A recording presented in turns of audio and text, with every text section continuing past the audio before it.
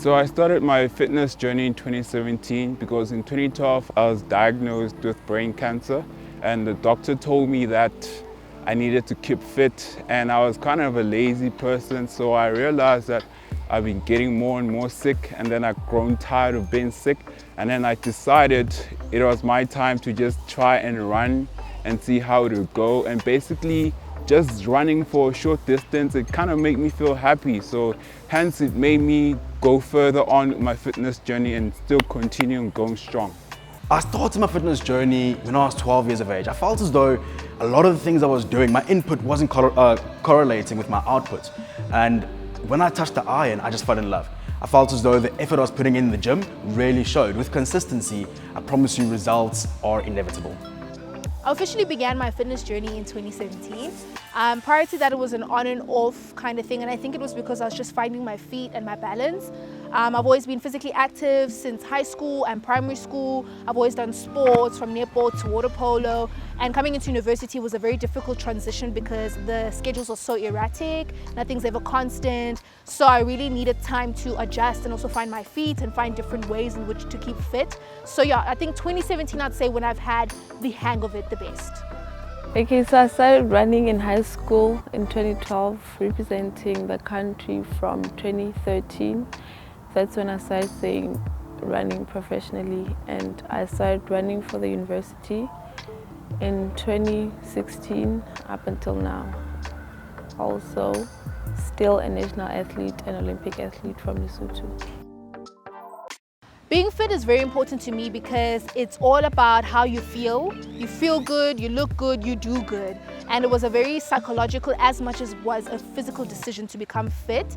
It really helped me in being focused, ambitious, in being very good with my time management. It really was able to take me from a place of just being sort of mediocre and just wanting to do better, because you push your body to the limits and you kind of see the strength that you have, and it kind of spills over to everything that is in your life, your academics, your emotional state, your relationships. It really just, as a package deal, really assisted me. That's, yeah. Okay, so it's very important for me to keep fit because then I can run to my full potential, and yeah, practicing is very important. I practice 6 days of the week, so I take it very seriously and it's very important to me. Keeping fit is so important to me because, let's face it guys, if you look good, you feel good. And if you feel good, you do good. Also, besides competing, training and keeping fit is also beneficial for me. Like, I don't feel good if I don't train or practice or have gym. Like, just doing nothing in a day is just not, then my day feels incomplete.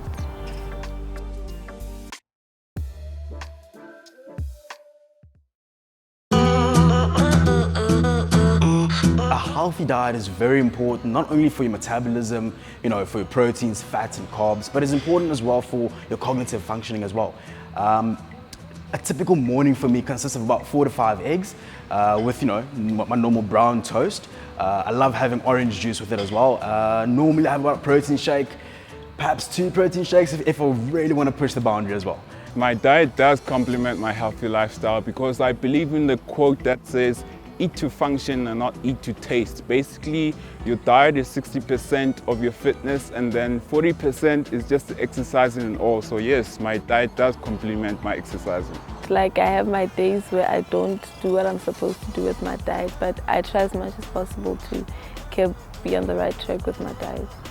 My lunch consists of, look, I'm not always consistent with it, but my lunch consists of 200 grams of steak with a bit of sweet potatoes and I'd say veggies, mainly green peas and carrots, etc. It's very important to keep the greens in there, for digestive purposes as well.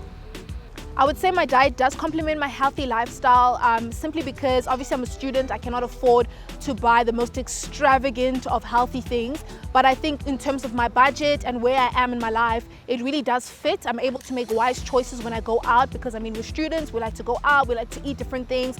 So I always make the right decisions in terms of ensuring that I have good proteins, good fats, good vegetables and carbohydrates in my diet. And also when I make my meals, I ensure that I really take the time and the effort to put in, or rather to know what I put in my meals, you know, healthy fats, healthy oils, healthy meat choices, and healthy vegetable and starch choices.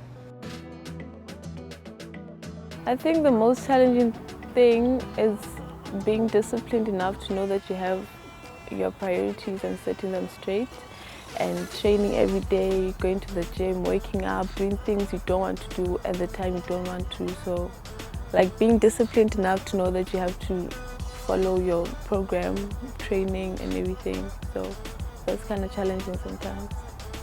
The most difficult thing about staying fit and really committing yourself to the fitness lifestyle has to be consistency. How do people stay consistent? How do people stay motivated to actually get up and go actually work out? It's really difficult. And the answer is simple, and that is vision. You need to have a clear vision, guys. If you can imagine yourself at the end, if you can imagine yourself winning and being victorious or attaining that dream body that you so desire, I promise you, oh man, the process just becomes enjoyable and you just fall in love with it. It's fantastic, man. I would say the most difficult thing about staying fit is being motivated and also prioritizing it, because sometimes, especially as a student, when you're writing exams, when life gets on your shoulders, you tend to want to put your fitness life on the back seat to make time for other things. But if you prioritize your gym life, then you put it at the top of your list and it becomes easier as you go along. So I'd say definitely things like consistency really affects how your gym progression is. Also, you know, the access that you have to like gym or equipment or people who know more, because sometimes you can reach a certain level on your own, but you do need help along the way.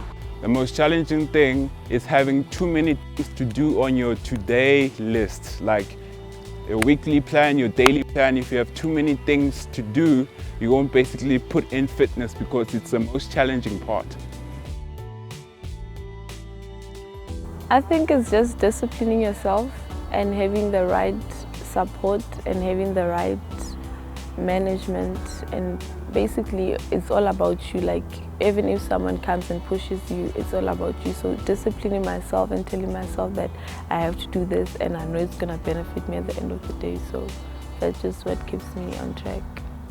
So how I stay consistent during test weeks is I put my fitness on my daily planner first thing. It's the first thing I do before I do everything else, because I know I can do it, get over it, and then continue on my day's plans. So I usually go around in the morning 5 o'clock and just doing some exercises that will boost up my heart rate. Staying consistent during hectic times, I think the most important thing is to minimize the actual time that you spend gymming.